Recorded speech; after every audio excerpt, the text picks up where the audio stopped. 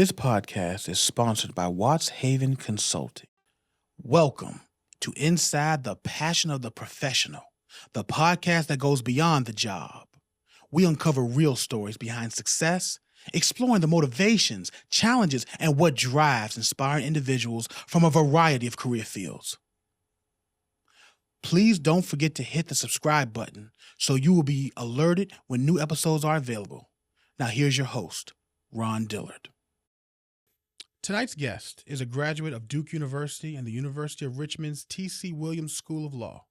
She has remained active in various organizations including Virginia Community Voices and Asian Pacific American Bar Association, just to name a few. She is a member of Phi Alpha Delta Law Fraternity International. Her past law practice has focused on helping the underserved, disabled, and indigenous individuals. She formerly worked at the Office of the Assistant Attorney General for Virginia, representing several agencies, and now serves as the Director of Contracts and Compliance. She has served as a team member for the Virginia Supreme Court's annual Rule of Law event and has served as a guest lecturer on topics such as civil rights, the intersection of science and social media, and education, equity and access, and civil liberties. She volunteers to judge negotiation, mock trial, and appellate law competitions for PAD and the University of Richmond. She also serves as an adjacent professor at John Tyler Community College and Bryant and Stratton Career College. She is the recipient of the Roanoke Chapter of SCLC 2019 Drum Major for Justice Award. She has been named to the Who's Who of American College Professors, recognized by the NAACP as an Earl Warren Scholar, and is the recipient of the Nina Kestin Service Award for service for her law school, community, and profession. In addition to all of this, she is an award-winning screenwriter and filmmaker. She is the founder of Caring Field Films and Healing Voices Pictures, both production companies devoted to creating diverse, thoughtful content through films, educational shorts, PSAs, and documentaries. She has made over 30 short films and over 700 videos while earning 200 film awards for her work. And if that wasn't enough, she serves as a script supervisor for major TV projects and commercials, movies shot right here in Virginia. Inside the Passion of the Professional is proud to welcome Ramona Taylor. Thank you so much for being here. Thank you. When people read what you've done, you're like, who's that person? And then I was like, oh, yeah, I did do that. Yeah. Now tell me, what goes through your mind when you hear all that? I'm amazed because some of it you almost forget you've done it. And when they say, oh, yeah, I did do that. Because one of the things that we don't do is we often don't realize or remember the journey. We just remember the direction going forward. Mm-hmm. And sometimes you wonder where all those steps came in the journey. You're like, oh, yeah, I did that because, and that led to, and so each of those are more like bricks on the my yellow brick road. Those are each of my gold bricks. Definitely.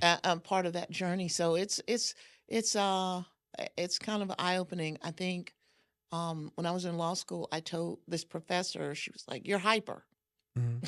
I said, yeah, a little bit. I got that. As my mom would say, the ADHD. Mm-hmm. And she says, well, what's the, what are you supposed to, I'm just shocked by this. And I said, well, I think every day is an opportunity to do something great. Mm. So I guess I'm supposed to be hyper because I got a lot to do.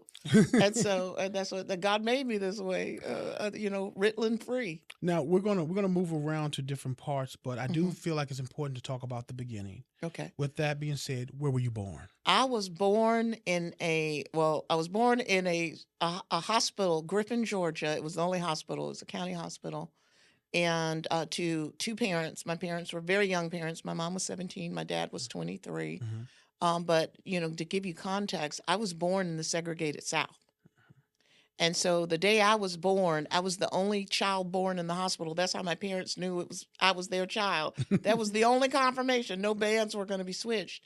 And because the nurseries were segregated, they sent all the black nurses home and put me in the white nursery. Mm. Because I was so pale, it didn't register that I was a black child till my dad showed up. Okay.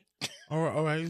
Showed up looking for his baby. Yeah, I said, where my child at? I'm paying this bill. And like, oh, that one is yours. Mm-hmm. And that type of thing. So, so when you give that that context, it also tells you about a little bit about my parents. They're very, both were products of very large families, both land holding families. So they farmed, or in farming, your labor force is what you give birth to. Yes. And so they were very hardworking people, and they had certain expectations. You were up at sunup and get your lazy butt out of bed. If that rooster was crowed, you were late. Oh, okay. You were up. Oh, wow. And so, and those are the things. Those from my childhood, and I joke about this. I call my parents the Greens and Grits Mafia, which people are like, "Why do you call them that?" They just found out I call them that, and I said because what better way to describe Southern parents? Yes. That are strong-willed people. You don't mess with them. No, you don't. They carry bail money and shotguns. Now, So do you have any other siblings? yes, Okay. I come from a family of, let's see, because one of my brothers passed it'll be 5 years ago in about a month or so. So I had 7 siblings. There's 7 of us total. I had an older brother, older sister. There's a whole Irish twin kind of saga about that, about them, and then me, and then a baby sister, and then 3 younger brothers. And so it's interesting because all of us are very different. Yes. You would think 7 kids, somebody's matching a personality. Not in my family. And we all have different looks. Like I'm one of the runts at 5'7", because my baby sister is 6 feet, and my brother that passed was 6'2", and I had 2 brothers that are 6'5", and a brother that's 6'8". The only person I'm taller than is my mom and my older sister who's 5'5". Okay. So yeah, there are a lot of pictures with elbows on my head leaning. Now, how important is family to you? Oh my gosh. You in context when you're a kid, you don't really truly understand. You just, because you slip into this role and there's that kind of juvenile entitlement that comes with, they're always going to be here. They're always going to do for this. But it's when you get older, you recognize how important it is, because when you get to my age, you recognize that every day is a gift, and that you start losing people. And so because of that, I more than respect my family. I more than love my family. I think every day that I operate, I'm looking to make my family proud that I am part of the family. Absolutely. I often describe, like my siblings said, I often describe them as a place setting. Okay. Each of us is a unique and important piece to that table. And that when one of us is missing or not in place, or one of us is broken, or one of us is replaced, or like taken out or not there, there is something lost in the beauty of the setting. And that's how I view family. I'm part of that place setting. And anything I do is part of my family's history. So that's important. One of the things I know about you is that you're very generous to people. You're generous with your time, with your knowledge. You don't look at anything as like helping you is not going to take away from me, because you're very good at what you do, whether it's a lawyer, whether it's a filmmaker, whether it's a writer. And I approach it the same way. You don't find that too often. And realistic, and what I want to get to is that, I have, from knowing you, I have seen people that I was like, cut them at the knees. I don't like usury, Right. But I've seen you be so unselfish with helping people, whether I feel like they're a scumbag or not, helping them. And I've only seen another person besides my mother, is a guy named David E. Gordon. And what he said to me one time was, "Ron, I do this unto God, so it's whatever." And that's not easy, but you've been able to, regardless to how they act, you have stayed in your generosity and in your service. And how do you do that? When I was a kid, I was an angry kid. Okay. Yeah, I came from I came from hot-blooded parents. Okay. And so you didn't step to me funny. You got cut. You said, cut him at the knee. Yeah, cut him at the knee. You got more than cut. You might have been buried in a hole. I'm just joking. I didn't commit any felonies. This casino talk. Right. No. But as you get older, you start to give context to. I don't get angry. I get disappointed. Okay. Because I have certain, I set expectations Mm-hmm. for myself, Yes. not necessarily for other people. Okay. And if it's in my ability to help people, it's my obligation to help. Okay. I'm wired to help people. Mm-hmm. And it's up to them of how they receive, or I don't want to say regard that help. Okay. And because I've done what I'm supposed to do within my power. Yes. And then and I really believe it's up to God to settle it in the end. Okay. And so, and I tell people, when people say, oh, so somebody treated you bad Mm-hmm. and somebody did this, I said, God's judgment is much more serious than my judgment. It is, but just for me, just to see that resilience. The reason I bring that up is because if someone's listening to being like, "Oh my God," I'm saying to understand that resiliency is maybe able to hopefully help somebody. That's the only reason I bring it up. Right. But also, though, as Charlie Murphy says, sometimes you have a habitual line stepper. Right. And I see it, and I don't have to write about this, as rewarding bad behavior. Right. I know, because I love me some Charlie Murphy. Yeah. I love me some Charlie Murphy. And I was like, oh no, they did what to Rick James? Yeah. But the other part of it is, that's when, I'm very Southern. And I tell people there's a certain thing in Southern etiquette you call handling them with the long handle of the spoon. Okay. So what you do is, if you have, now I have habitual line crossers. Yes. Yes. Right.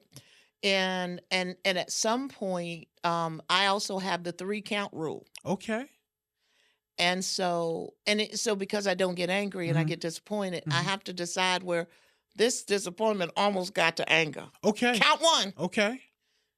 Okay. You said what to me, kind of fun. Count 2. All right now. By count 3, there's a full excommunication. Excommunicado for any John Wick fans out there. Right, yeah. You it's over. You will Okay. not. I might see you in public, Okay. and I'm cordial. Okay. But I'm not going to have a long, drawn-out conversation. I'm not going to sister girl scream on you. I'm not going to do that. But I'm going to be cool about it. And you'll know. Yeah. You've been excommunicated. Well, and I say this because I'm a nice guy, and what I found in my journeys as a nice guy to a Samuel L. Jackson subscriber, as far as how I vocalize things sometimes, is that when you're nice, a lot of times people look at you as dumb, and they also look at you as, like, if you buck back or you give them a couple of 4-letter words, which sometimes I do think come in handy. They're looking at you like, whoa, what are you doing? You supposed to be not. You supposed to take. You're not supposed to know. I'm trying to play you, right. And I only bring that up so if people who do this to hopefully think again, because we see you and we know what you're doing. Right, and see, that other part of it is some people take niceness as weakness. Definitely. And then those people that because you're going to encounter people who don't know because they're not exposed, and you can guide them. You pretty much know who those are. Then you run into those folks who are straight up narcissists, straight out of the DSM. Yes, they are. DSM-4. You can flip to the page and their picture is right next to it.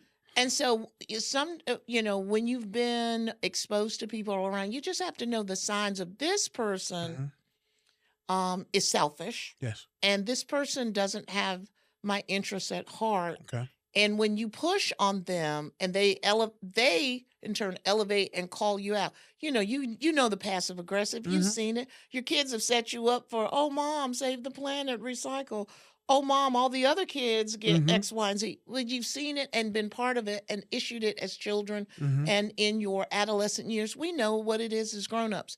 You have to evaluate, is it worth having this person in your circle? Because they don't have to be in your circle of 3. Definitely. They don't even have to be in your circle of 12. You have to define, is this my friend or is this my associate? Absolutely.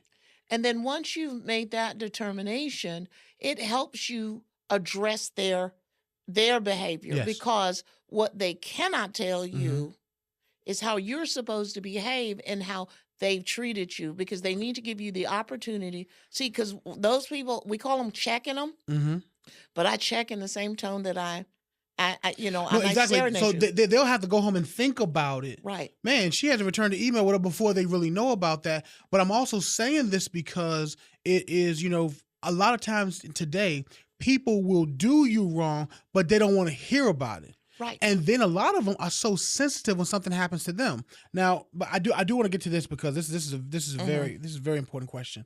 Okay, we're gonna switch gears because we could talk about that all day. Right, because we know how people are. Because I do have a lot of associates versus, I know what you mean. And I have a lot of people on my excommunication list. Yeah. But, it doesn't mean I don't love them because I consider myself a cursing Christian. Mm-hmm. Okay, cursing Okay, Christian. yeah, Like Paul, I'm a I think cursing some of Christian. But I try not to, but, Mhm. but I do love people. Yes. And I don't want harm to come to people. I think, even when something happens to a bad person, I Mhm. feel bad that something bad happened to them. Absolutely. Do I think they might have deserved it? Uh-huh. Did they set themselves up? I mean, I was like, it's as my brother says, God's will. No, exactly. You can't keep treating people a certain kind of way and not expect something to There's come some back. repercussions on it. But now we're going to switch gears. Okay. What inspired you to become a lawyer and talk about the ideas? One thing, a lot of kids, I want to be a lawyer, Mm-hmm. especially after seeing, Claire Huxtable, right? Right. But what inspired you to go from talking about it to graduation? Okay, so this is my journey to be a lawyer was a weird thing because I actually wanted to be an astrophysicist. Okay. I wanted to be in some type of observatory, look at stars and not be bothered because I was good at math, right? But when I went to college, you run into obstacles. I said I was born in the segregated South, and I went to Duke University at a time where Duke was not as receptive to people of a darker hue, and that's saying something. What I'm saying, Absolutely. as we called ourselves back then, the chips in the cookie. Mm-hmm. They were not receptive, and so you find that from an institutional standpoint, they don't want you to be the first. Yes. They're stopping first. And so when I was battling that at 18, 19, I was trying to figure out, well, what should I be doing? Mm-hmm. And so I ended up taking this elective in American government, American politics, and loved it. And then I was hearing all these people talk about lawyers, and I said, maybe I could be a lawyer. Because everybody, young people say, oh, I love to argue, so I want to be a lawyer. That's not why I wanted to be a lawyer. Mm-hmm. I wanted to be a lawyer because I thought it would be a respectable profession. Absolutely.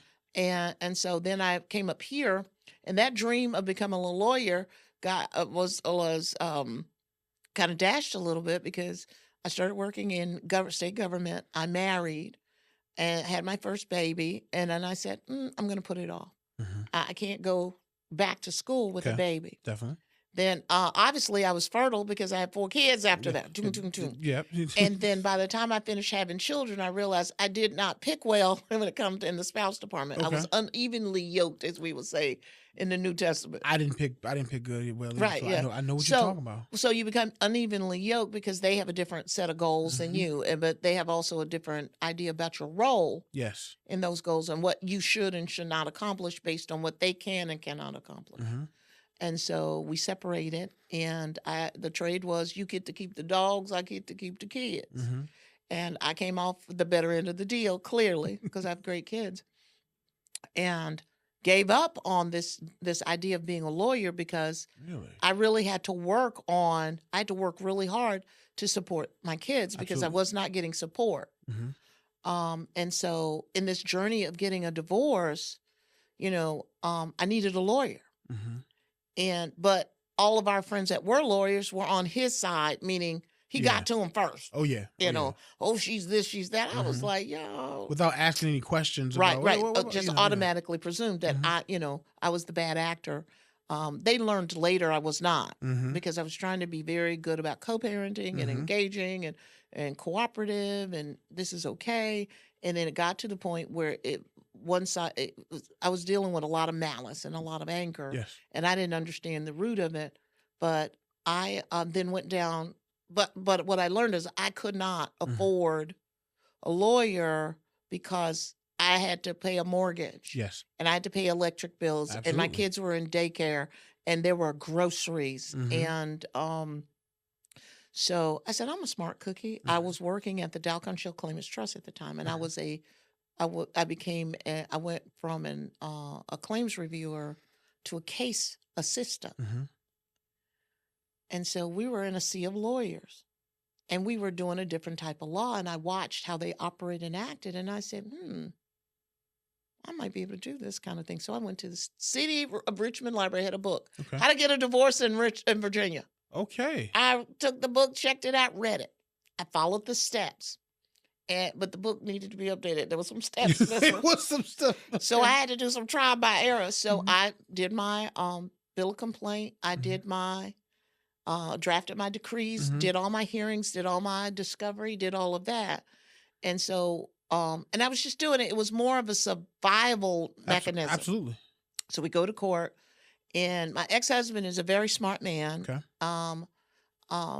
And he would set a hearing and get a continuance, which knew it was putting my job in jeopardy. Mm-hmm. And so one day we were in court and something didn't come through the judge had ordered. And he said, yeah, let's get a continuance. And I said, Your Honor, I object to a continuance.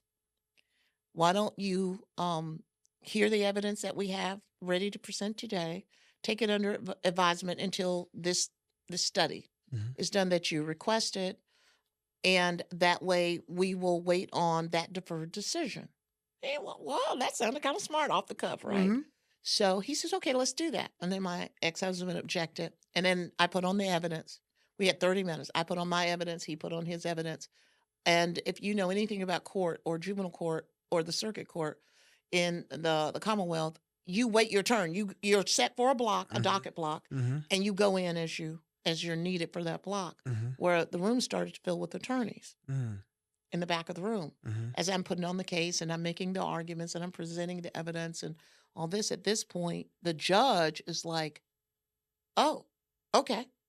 So then I got everything I requested on that day. I got full custody of my kids, whatever, and all of that. And we came back for the next hearing. I had all the evidence pulled and presented, did all the discovery.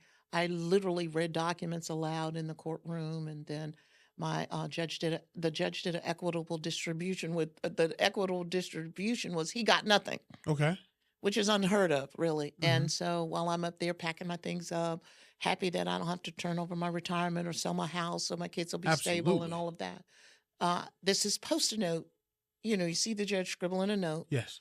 Other attorneys are coming up to me and said, which firm do you work for? We'd like to hire you. Nice. I said, I'm not a lawyer. And so the bailiff, Miss Taylor, hold on for a second. Hold on for a second. He slips me a note. And the judge says, you're the best lawyer I've ever seen go to law school. And I was floored. I cried because when you are operating in survival mode, because Maslow's hierarchy of needs. No, absolutely. Yeah. When you're scrambling to survive, you're only in that mode. You're not thinking about self-actualization you have or four identity. Other people to think about. And you have to think about today and tomorrow and all. Like, who's going to eat. And then at this time in my life, my sister and my niece had come to live with us. So she was like my support mechanism. She watched the kids. I worked. We balanced co-parenting that way. And so I had to think about those other folks in my home.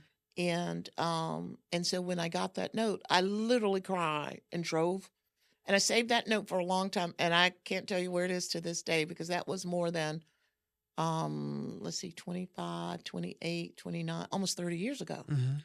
And so, and I was an older person. I was 12 years out of college. Okay. I had all of these burdens. And when he said that, it reignited this desire to go to law school. Yeah. And so I sat for the GMAT, which was for graduate school, general graduate school, and the LSAT. And my GMAT scores were better than my LSAT scores, by the way. So it was a toss-up between William and Mary's Business School and University of Richmond's Law School. Well, I had my choice was made by my very old Dodge Caravan, Okay. which had a bad radiator. And so based on my ability to drive 45 minutes or 13 minutes from house to a parking lot, 13 minutes a day. I chose law school. It was a really great decision for me. It was one of the best decisions I could have ever made in my life. Wow. What I want people to get from that is that, you didn't have the typical start, but I like how your family was helping out. They was helping in, and then having the presence of mind and also having the desire to go back and do that, even though you're 12 years removed, Right. just because it didn't happen then, it couldn't happen now. And, but also, so this is one thing I said, I know that, being a black man and you being a black woman, there have been certain obstacles that's been faced with us. But I also say right now, for a lot of people that may feel like they're being held back, everybody, whether you're in the urban area or whether you're in the suburbs, has a smartphone. Information's at your fingertips. So there's a lot of information that you can get if you're willing to do your due diligence. Correct. And I want to put that out there because a lot of people, a lot of times, it's nice to look at the videos, it's nice to look at the TikToks, but look at information. Like for me, as a filmmaker, one of the things that I didn't understand, so my mother had to point it out, was that when I studied Ridley Scott, I studied Jerry Bruckheimer, I studied J.J. Abrams, I studied Sheldon Rhimes. So when I'm doing certain stuff, I'm doing it because of what they said the expectation.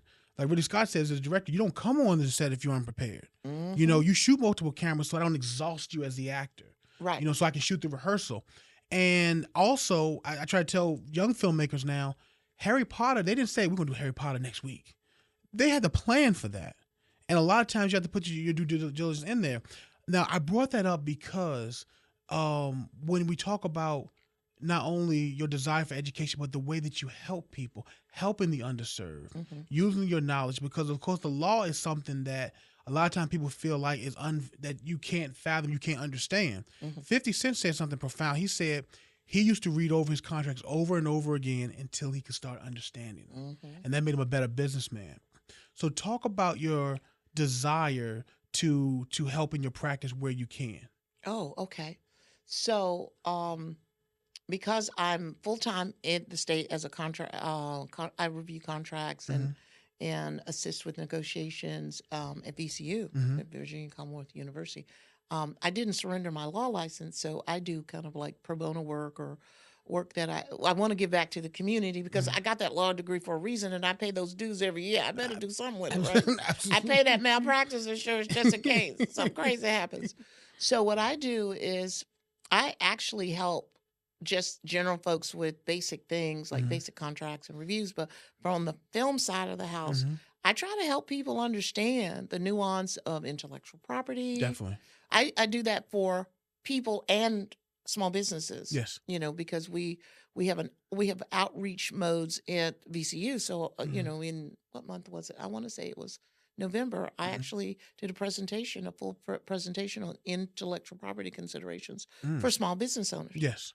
What forms you need to look at, what is fair use. Yeah. Just because it's on YouTube doesn't mean you can use it, that type of thing. Absolutely. And then even at Richard Bland last year, I did a lecture on the intersection of law as it relates to social media, delving into defamation, intellectual property infringement. Can you steal a vibe? And what does that look like? Implications for personal injury claims if your endorsements lead to harm to people. Yes. You give in that way in teaching people. But I also, for some filmmakers, I actually read their contracts and say, this is what this means. And this is why this means it. And this is why it's in this context. This is why choice of law is important. Say, for instance, as filmmakers, we know that a lot of our contracts are going to say choice of law New York, choice of law California. And that company may be from Delaware. Yeah. Yeah. Oh, yeah. Might be from here. And why? Because certain laws in those states favor that production company who's trying to hire or acquire something from you. Correct. They favor them. So you have to understand where that favor comes from. As simple as knowing that, hey, what if the company is in D.C., but I'm here in Virginia, Definitely. and it says D.C. law? I need to know, based from a contract perspective, who has the better law. And sometimes it's not better law, but what is my awareness of that law, and does that give me an advantage? Like I just recently did a comparison for a contract I was reviewing for someone, and it related to D.C. law as in compared to Virginia law as it relates to this contract. And while Virginia law has longer statutes of limitations for you to claim breach of contract or something like that, D.C. has 3 years for a written contract, and Virginia has 5 years. So is that good or bad? Well, D.C. it's easier to separate out tort and contract issues that often overlap as you find them in Virginia law. So you have to decide more remedies, longer time to complain about. And So you do that way. And so absolutely. that's some of the things you do in educating. Sometimes as part of my, I just, as a courtesy, I will draft documents for fledgling companies because I'm mentoring them on how to protect themselves. Definitely. And in protecting themselves, you need a location release. You need to figure out if you need a permit. You need to understand intellectual property limitations of where you're going to use things. You're going to need to know if you're going to need a release, a talent release of how you use the image of your actor, whether it includes their voice and their likeness, their name. And how do you use them in promotions versus your finished product, or whether you're surrendering to them the right to torpedo your project. You need to know those things as a filmmaker, and you have to school those folks. Yeah, you do. And you have to, because it really is. If you have something great, you really, really need to be in the business of knowing how to protect. You're right. Just like for me, wanting to be in television, I already know that, depending on the leverage I have, if I've got Brian Grazer and I've have Denzel Washington, I'll be able to get a stronger deal. But I already know going into that one, if it's just me and they're going to greenlight it, I may not be able to get in there where my production company, shows up, in the last poem. I may not be able to get executive producer with associate producer. I may not be able to get, if this goes to a sequel or prequel, I'm an executive producer on that one. But I'm looking to understand what I'm giving up versus what I'm getting. This presentation of Inside the Passion of the Professional is sponsored by Ron Winston Entertainment's new catalog release of theatrical productions, short and feature films. Now available on YouTube TV, Ron Winston Entertainment delivers hard-hitting stories that provoke thought, spark conversation, and hopefully inspire. Just type in Ron Winston and look for the RWE logo. The plays and films are available to you for your viewing pleasure absolutely free. Please don't forget to hit the subscribe button. Please note, When We Pray on Them is available exclusively on Tubi. Right. And the other part, people don't understand the leverage that you get from knowledge. Yes. And then the leverage that you get from status. That's two different things. And so what you also know is most of the people who present you those contracts from Hollywood don't understand what's in them anyway because there's so much daggone boilerplate. And so when you push on them, sometimes the reason they're pushing back is because they don't have an attorney on standby to see if this is okay. So they just say no instead of, that might be better. Because the other part of it is most of us, they enter into agreements not understanding everybody wants the deal. Yeah. Yeah. And if everybody wants the deal, why should you have the advantage over me? Why don't we talk from a collaborative or mutual perspective that we both, it's a win. Contracts should be win-win, not you win over me. That contract should be, and negotiation deal should be win-win. That's one thing. I'm a huge David Falk fan, was Michael Jordan's agent. And I liked him because his sense of service and the fact that 60% of his players still have money. He took care of them. He wasn't robbing, he wasn't robbing them. So, and I agree the same thing. It should be a fair deal on both sides. Right. And you shouldn't be taking my stuff. Yeah. And, it's, somebody was talking to me about this, is if I surrender my property to you and you can manipulate it and change it and do all these things and make a lot of money, why would you begrudge me giving me a fair or equitable benefit from what I created from my own mind? Because you didn't create it. No, 100%. And I packaged it for you with a bow on it. No, absolutely. And so, and that's where you have to get past this, that, well, we wouldn't do it if we, but you wouldn't have it to do if I didn't create it. 100%. But then also, though, we have a different perspective because we have put our own money up. Like for me, when I talk about to young filmmakers, I don't want you to come to me with a campaign and then I see that you went to Jamaica 4 months later. Yes. Because don't ask me for my money if you're not willing to invest in yours. Correct. But so many people are just on that whole, and I don't think they're just like, they just want to get other people's money a lot of times because yes, maybe that's a smarter play of doing it. It's always good if you have that covered and you can keep your money, but at the same time, how bad do you want it? So if you're coming to me for a campaign, you had better have something to show that you've done. That's how I feel about that. And then also, you make different choices. If you know you're going to shoot a film in November, then it's going to change how your summer is. It's going to change a lot of different things, So, but I do want to go back to this. I do want to ask a question. Before we jump full into filmmaking, being a lawyer, being in court, as I understand, due diligence is Mhm. everything.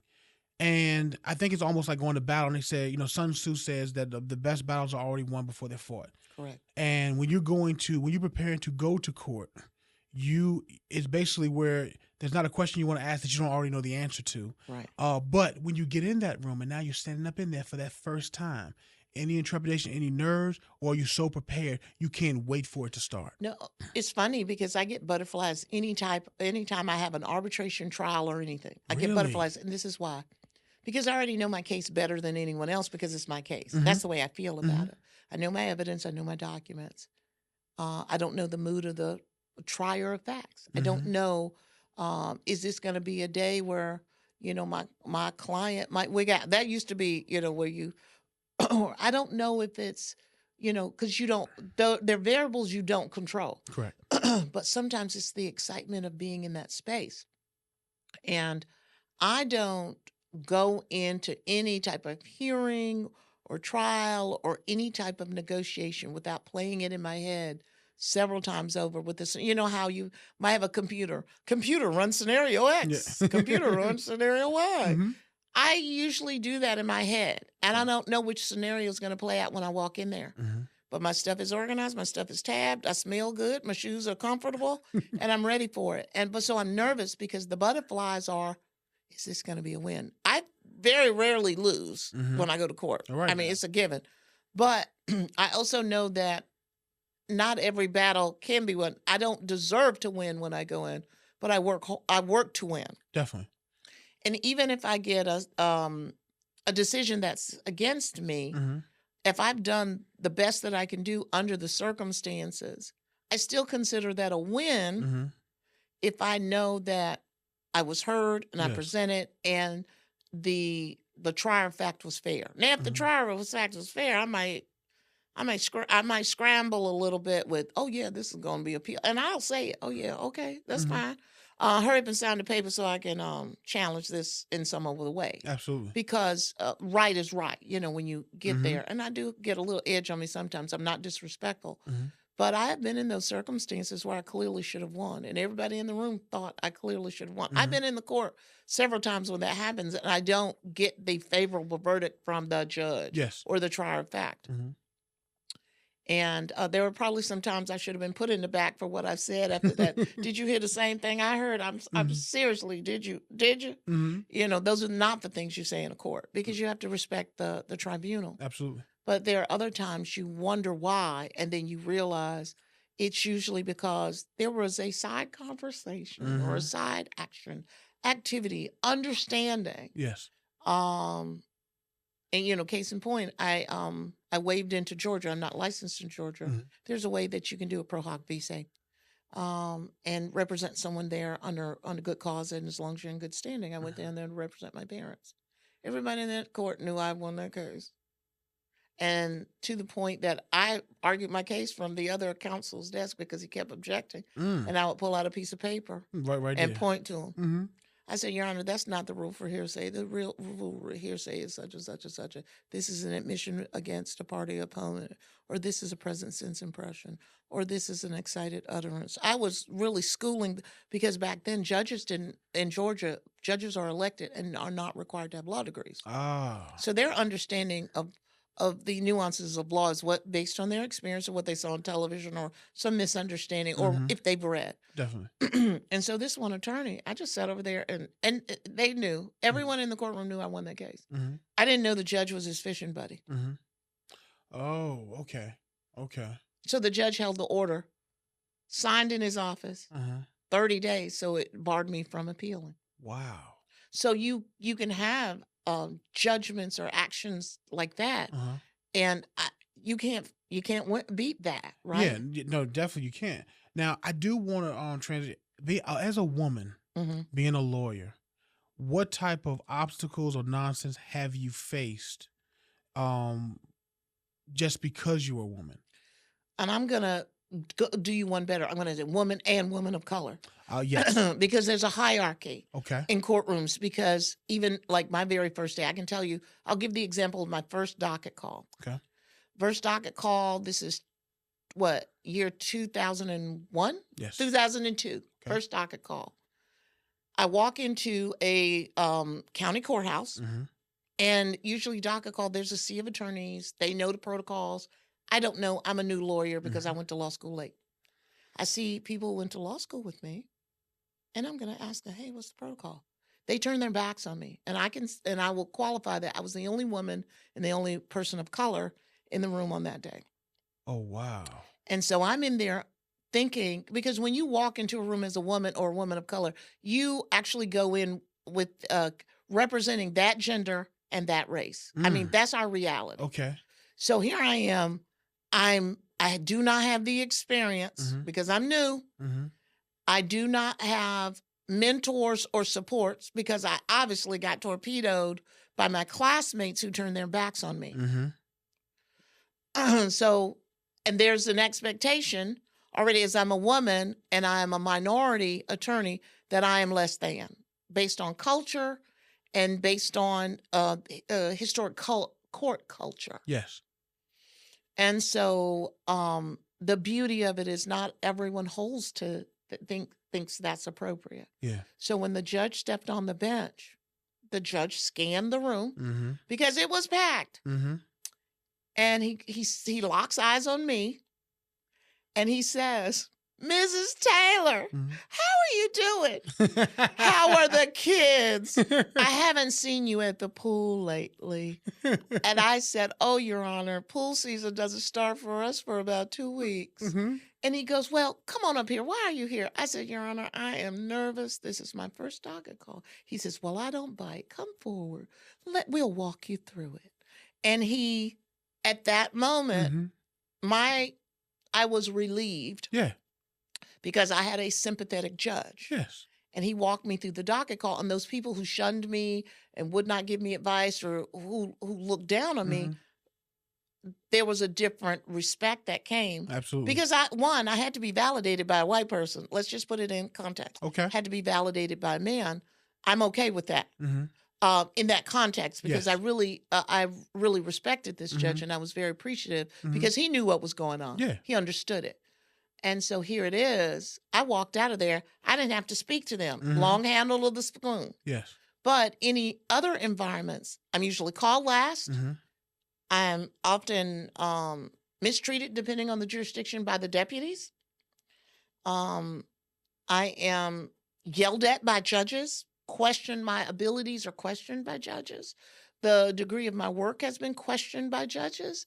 And you have to take it. Okay. And so over time, they recognize that you're a good lawyer, but if those are stuck in a mindset, you're going to get that. You brace for that going into the courthouse. You brace for it. And you have no expectations that you're going to be treated fairly as a person or for the benefit of your client. You know, for the whole purpose of me doing the film, The Color in Your Eyes, was basically because racism isn't anything that is new. But I had never seen this question asked or answered anywhere. And the question is, if you have someone who had a father who had never told him anything wrong, had been a good father to him, raised him right, but he just sit here and said those people are X, Y, and Z, why would they question it, right? Correct. But if you've lived out here, because in that film, the person that he respects the most at his job is a black man. Do you have the courage to ask yourself the question, why? Or what if I'm wrong? Or if they, or that, you can have, because all people of all different colors, you have great people, you have morons, you have fantastic, you have scumbags. They come in all colors, right. But do you have the courage to ask yourself, why am I sitting here holding this grudge? And I just put that out there because in this forum, someone can be racist, listen to this, and ask them that question, have a soul-searching moment, and nobody has to know. Well, I want to say this. This is a funny situation where sometimes being a good lawyer makes people rethink. And that's what happened over the years. I'm very respected in the legal community. And so I had this situation where it was in one of the counties.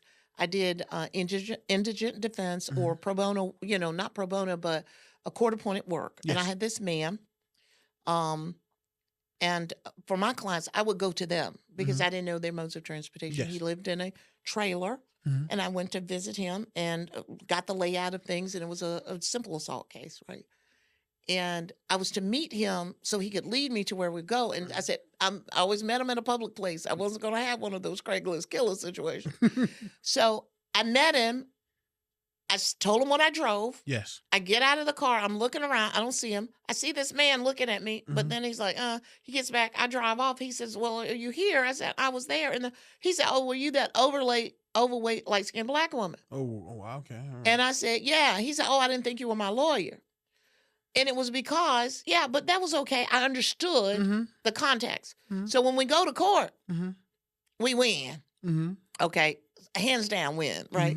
He tells everybody, oh my God, I had the best lawyer ever. Da, da.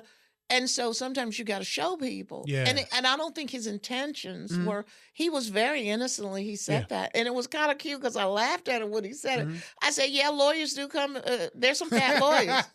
Well, see, that's just like if I get a meeting, if I'm talking to, stars, I'm talking to Oprah's Network or anybody else, I can't help what you think when you see me. But when I start talking, you're going to know I'm different. Right. No matter how you look at it. Well, or different from this preconceived notion or this that's set in your mind. Because, the nuance of being a lawyer, a minority lawyer, especially, or a woman lawyer, you also have to contend with this idea that culturally in our community, a lot of African Americans would not hire me, or they would hire other lawyers because of they didn't trust African American or minority lawyers. They thought white lawyers were better because that's a cultural thing. It's just like, why did you buy that man's lights? A white man's ice is colder. That kind of scenario happens with lawyers. That kind of thinking, yeah. Right, because that was part of the marketing campaign. But the other part of it is I would be replaced by the slicker, smarter, fast-talking lawyers because they rolled in with a Mercedes, not a Mercury Marquis. Or they didn't have a Dodge Caravan like I had. Yeah. Because that had some staying power. I'm telling you, we have kids.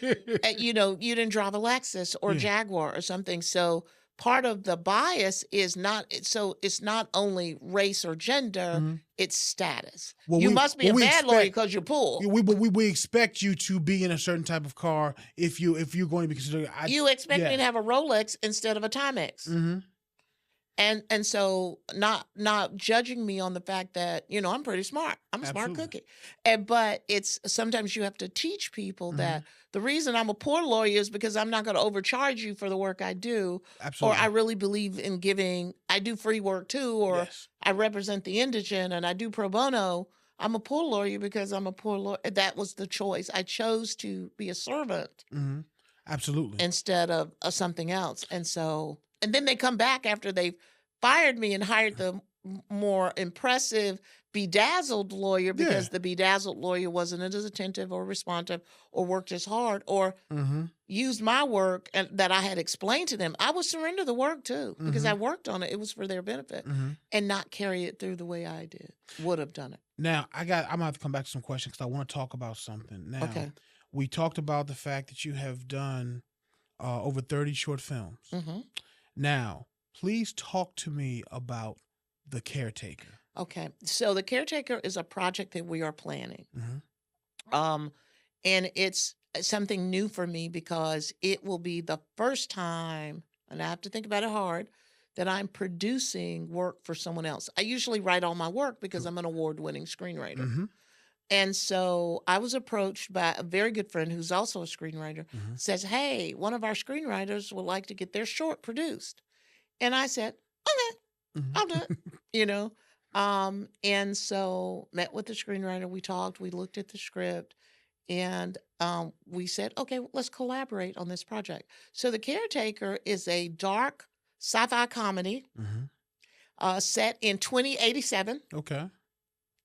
So that's the sci-fi part. It's a futuristic, and it focuses on this new world that we envision, a world that can give you everything that you could possibly dream of through technology and android caretakers. So The Caretaker is about the central character is an android that might be malfunctioning, and he has he is taking care of an elderly kind of debutante who is stuck in the 1800s in a way because she loves old and lavish things. She comes from old money. She likes the manor house, and she doesn't want to move forward with our modern view of Yes. luxury comforts and things. Yes. And so you have this meeting of the old versus the new, technology versus human touch. And we explore this paradox of how much is technology taking away from your human perspectives and awareness. Absolutely. Now I bring that up because you're currently raising funds to do this film, and as I said before, this is I've known Ramona for a very long time, and all of her films she put her own money up. She never came and asked anybody for a dime. So to me, I have nothing but the utmost respect for that. And I'm hoping that you will check out her work and also support. So please, if anyone's listening right now, how can they support you in this endeavor? Well, we have a Seed and Spark campaign.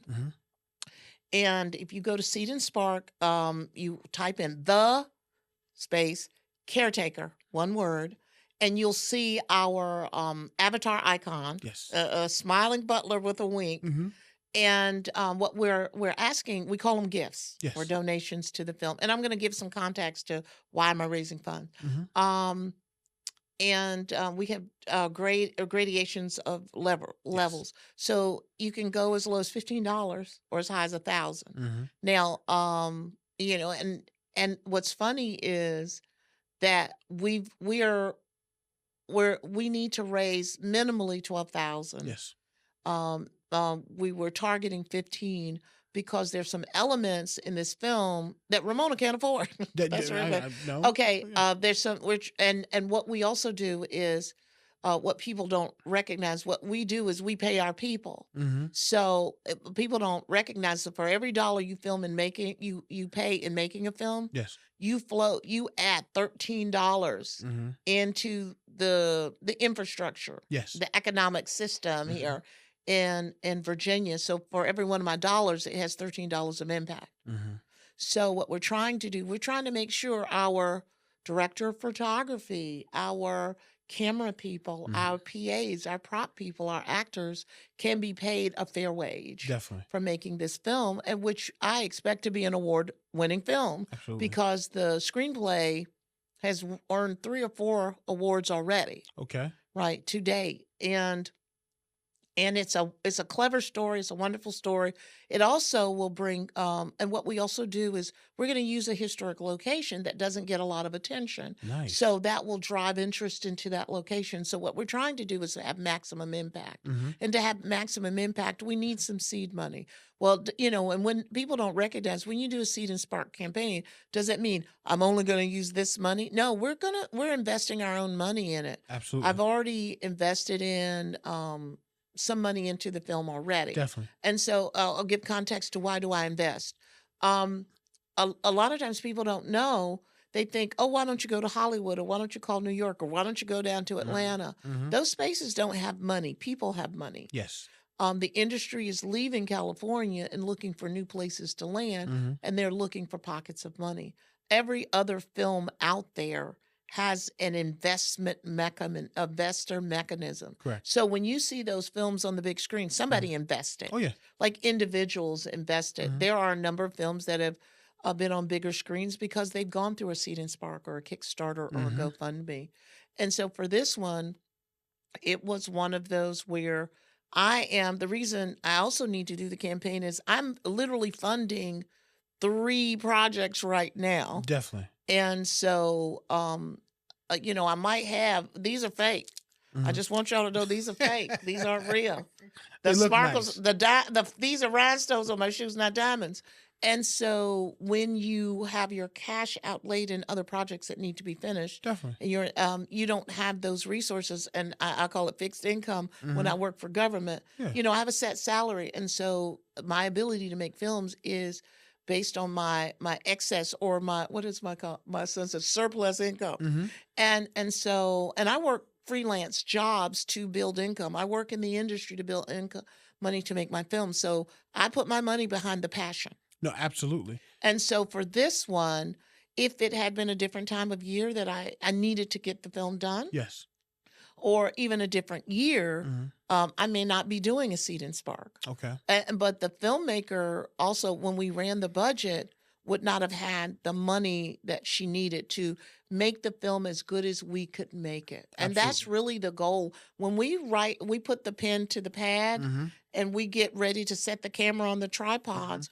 Our goals are always to make the best film that we can make, Absolutely. because film and video are more lasting than that piece of paper we scribbled on. They are. And so this film, The Caretaker, oh my God, it's an incredible film. And if we execute it in the way that it's in my head, Yes. it will win more awards than my last film, Samsara. And to date, Samsara has won about 55 awards since June. Now, next thing I want to ask you is, what is your ideal situation that you would like to be in? Here's what I mean. For me, it's I want to be a showrunner. I've created 4 shows. So a meeting with HBO or a producer or an executive producer, or to, partner with Ryan Murphy or Shonda Rhimes, is my ideal situation, because that would lead to that becoming on television. So what would your ideal situation be? Because you never know who's listening, and you just never know, who may want to partner with someone or maybe have resources that you currently didn't have. So if somebody said the ideal situation for you, what would that look like? Oh, wow. My ideal situation, I tell people all the time, I want to be rich but not famous. And my ideal situation would be writing, just being a screenwriter, a recognized, respected, acclaimed screenwriter. I want to write the work and you put it on the screen. And I show up on set every now and then to eat some Skittles and shake hands with the stars, take a picture so I can show my mom that I'm living my best life, and then go home and write something else. Because the reason I'm a filmmaker is because I was a screenwriter first. Yes. Screenwriting was a therapy for me when I was going through my divorce. Okay. Instead of, now a lot of people, I tell this story in a clever way, but it was funny. I was not as bold as I am now. Okay. I was more of let's go along to get along kind of person, even though I had some degrees of sarcasm with that delivery. And my divorce was very complicated and it's very emotionally taxing. So I was literally having nightmares, but my nightmares were not about it was nightmares about gunning my ex-husband down in the Vietnamese jungle, coming out of the brush with seaweed or whatever on my head, swamp weed. And I was like, oh, that is not me. Oh, no, I must get therapy or something. Gotcha. And so, that's not who I was and not how, because I clearly, subconsciously, I was angry enough to choke him. Yes. But I can't choke him because, one, that's not me. I was upset. I don't like being angry or upset. So I said, I need to find a way to channel some of this frustration and anxiety, an outlet. So I started writing really outrageous sci-fi stuff. And so that evolved into learning screenwriting. And I enjoyed it. And so I became a nicer person, especially with my interactions with him. Less upset, less disappointed. Because you less had that frustrated. outlet. I had an outlet. And so I enjoyed it so much. And I ended up doing so well with it, I sold my first screenplay. It was a work for hire to Magic City Films, which is down in Birmingham, Alabama. And they produced it. It was a urban horror called Camp DOA. Yes. And it screened at the Pan-African Film Festival in 2005. So I thought I had arrived with that one. Didn't get paid a lot of money, didn't need to be, because I was a new person. This person was taking a risk on an unknown. And if I had been in California, I would be a member of the Writers Guild to this day, because they had more relaxed rules than Writers Guild East, but I didn't qualify. Okay. And so here I am, not a Writers Guild writer. I want to be a member of the Writers Guild because that's seen as being respectable.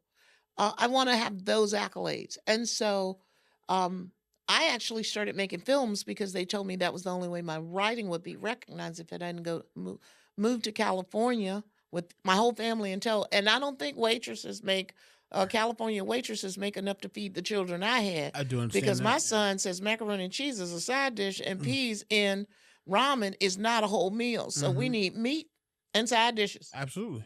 And that can't go. That cannot go. So when you have that as, so I started making films so people would recognize that I'm a decent enough writer and maybe they will buy my stuff. Yes. And so I fell into loving filmmaking. But if I had a choice, I'd rather be writing and exploring these avenues and letting other people take my work and let me see how they interpret my creative vision. Now, How did you break into being a script supervisor in the industry? That was that was kind of fun. Okay, and I was selected because I'm very organized. Mm-hmm. So, being a script supervisor is no different from organizing a case, Okay. really. So there was a company called Free Walker Films. They were going to write a short Mm-hmm. about it. Was a spoof. It was kind of like a spoof on a white rapper. Mm-hmm.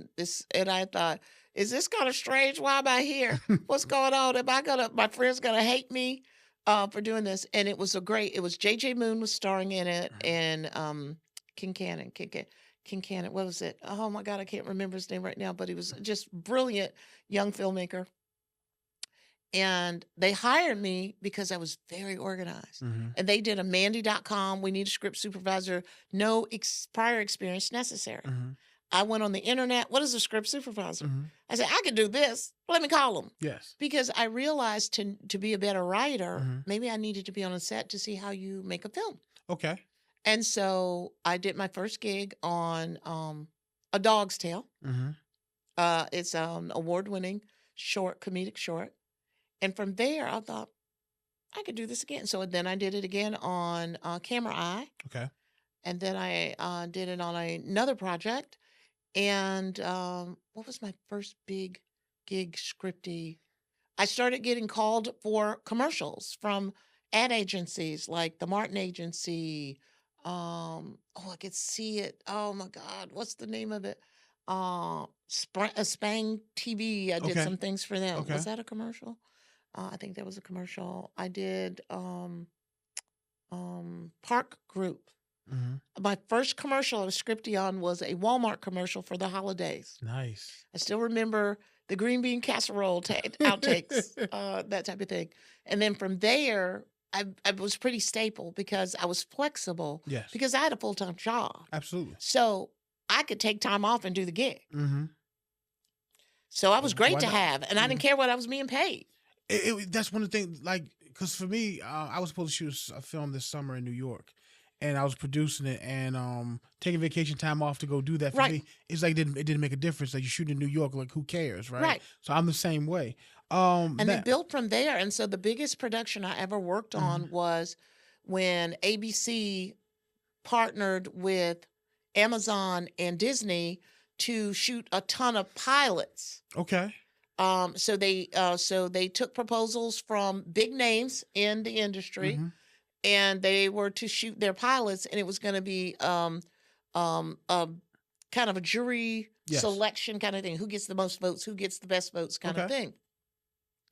And so Randall Wallace, Braveheart, Absolutely. Oh yeah. Man in the Iron Mask, Absolutely. Secretariat, Yeah. is a Virginian. Okay. Carlton Hughes, Yes. Lost. Bates Motel. Was it Contact? Jack Ryan. Right. Bates Motel. Right. They co-wrote a script about a real live place Yes. in Virginia called Point of Honor. It was a plantation Mm-hmm. west of here. I want to say it's Lynchburg-ish kind of area. Mm-hmm. And they built that concept into Yes. a pilot. Okay. And they brought big, Hollywood level cruise production. You talk about rigs and rigs of equipment and people and things. And they brought their own scriptie in from California. Yeah. Well, the scriptie had a personal emergency and literally had to leave from the set because of this personal emergency. Definitely. And so because they're in Virginia, they started calling all the registered Virginia scripties. Yes. And I had court that day. I went to court, noticed a missed call on my cell phone because, your phone is off in court because you don't want to be in the back with a toothbrush. No, you don't. So I'm in pearls and heels, right?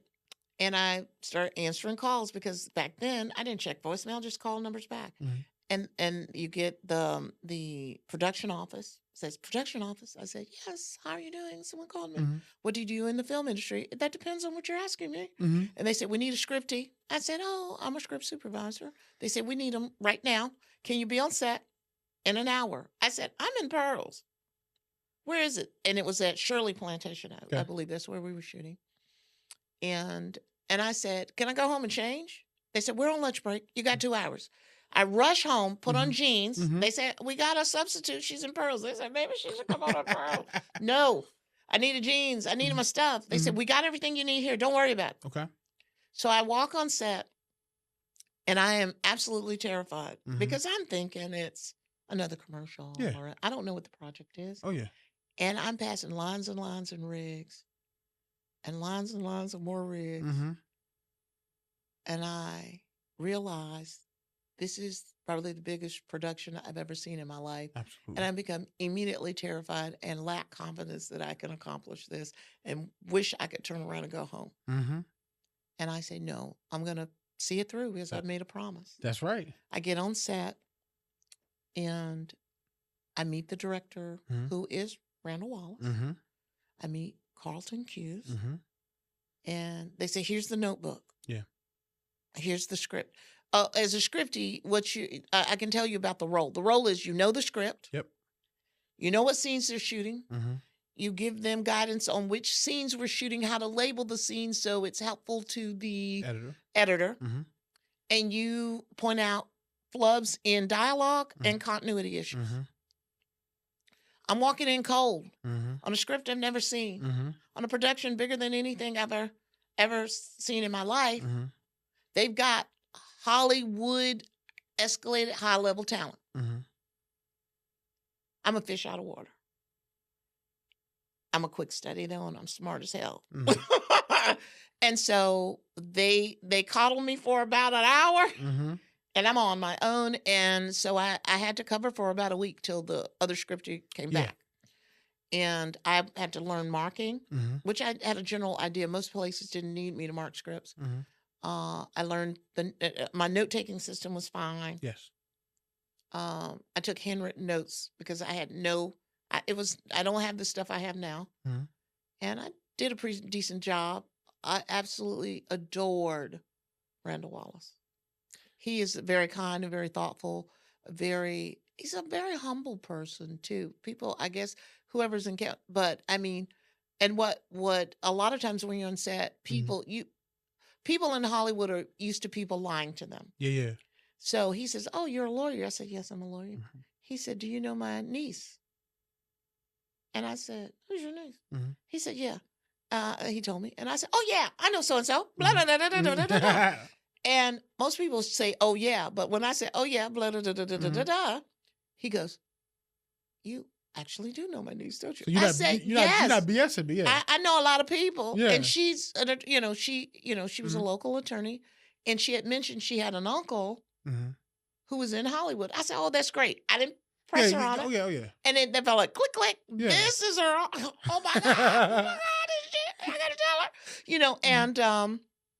And when I saw her, like, the next time, I said, I met your uncle. He said, I know. And so he's a really great guy, but you have to understand, you're in the circle with those people. You have to be, you have to lead with integrity. Definitely. And honestly, tell them what you don't know how to do and what you know how to do. Absolutely. And I got pranked a couple of times because that's the nature of big sets. Gotcha. People will prank you on set. Mm-hmm. And I'm like, I didn't want us to have that airplane in the scene of Troy moment. Definitely. When the barge that has a modern United States flag is coming down the road, it doesn't have a Confederate flag on it or anything, or a Georgia, Virginia flag on it. I'm literally running because my headset had the battery had died. Yes. And I'm literally running with almost. Stop! Don't roll! Don't roll! They can't hear me. Don't roll! The barge doesn't have the right flag. That type of thing. Because continuity was important. I didn't want to have a Troy moment. So you have those things on set, and you have those moments where you stay true to who you are. Definitely. But then not realize that this is big league level, and understand that what you do on smaller sets or independent sets are not the same as this, and you comport yourself accordingly, and then recognize that you have to do a good job because, again, you're representing everyone when you're there. So Definitely. there are very few Mhm. African American scripties Correct. out there. Mhm. And so I'm known across the group as, Mhm. I can pinch hit for you. You Yes. need a transition scripty. Yes. I can adapt to everyone else's method. Mhm. So I can cover for you, Mhm.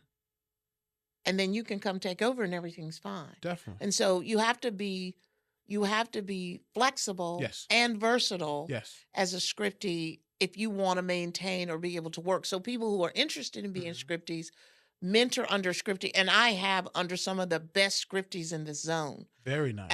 One of my, Rochelle Atkinson. It's one Yes. of the Rachel Atkinson, Mhm. and there was Melinda, and there's so many others. And so, and then in turn, I mentor others Yes. because I want them to have those opportunities. Because what most people believe is Mhm. female scripties, because women they claim women have a better attention to detail than men. Mhm. They prefer because there's a nuance that we may see in a scene that someone else may not see. And for me, on Point of Honor, it was because I was a Southerner. It made a Yes. difference. Absolutely. And so some people in costuming were not from Mhm. the South. Mhm. And so they would have things in the scene, and I would say, no self-respecting Southerner Would would do do that. such and such. Absolutely. Or I would say, and, because let's be honest, it was Mhm. a plantation Yes. oriented film. So there were slaves. And Definitely. I said, y'all, this is a plantation with slaves. That's a dirty window. Can somebody Mhm. take care of that and get those leaves off the steps?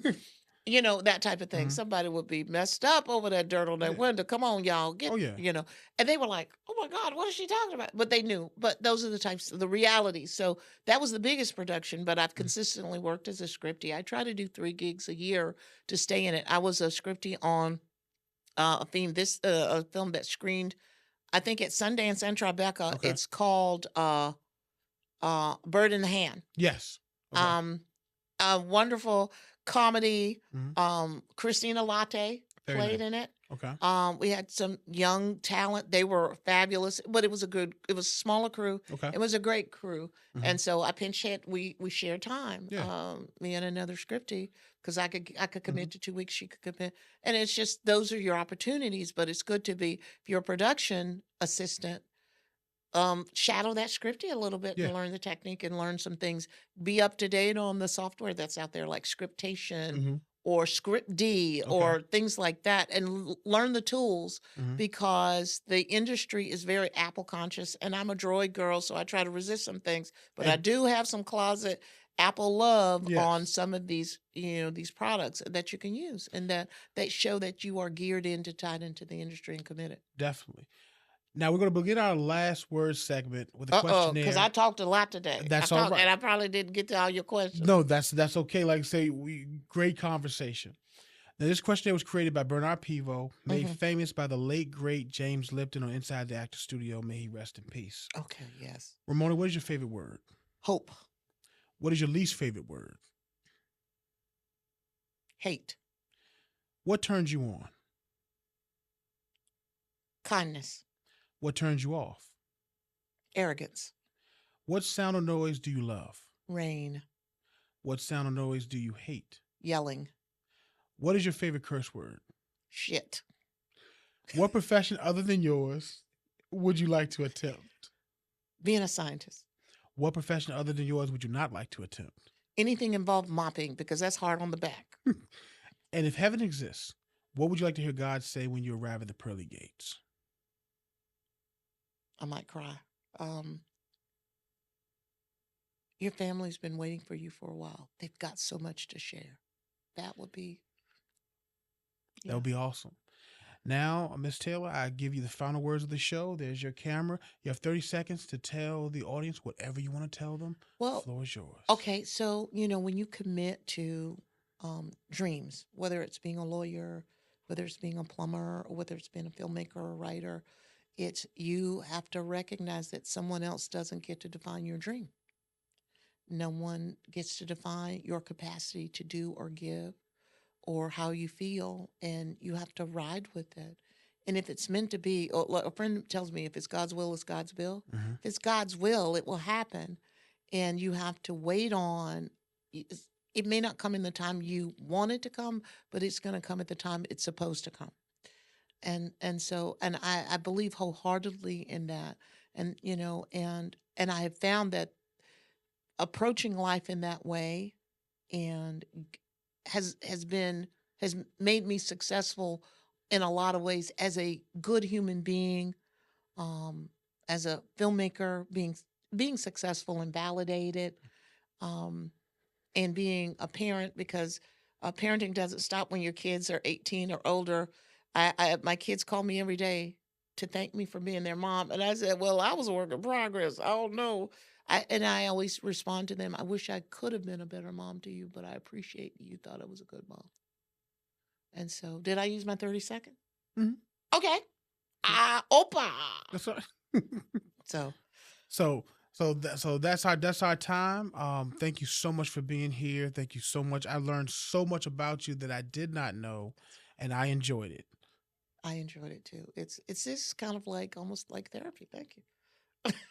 I'm glad you had me. I'm very honored that you selected me to be a guest.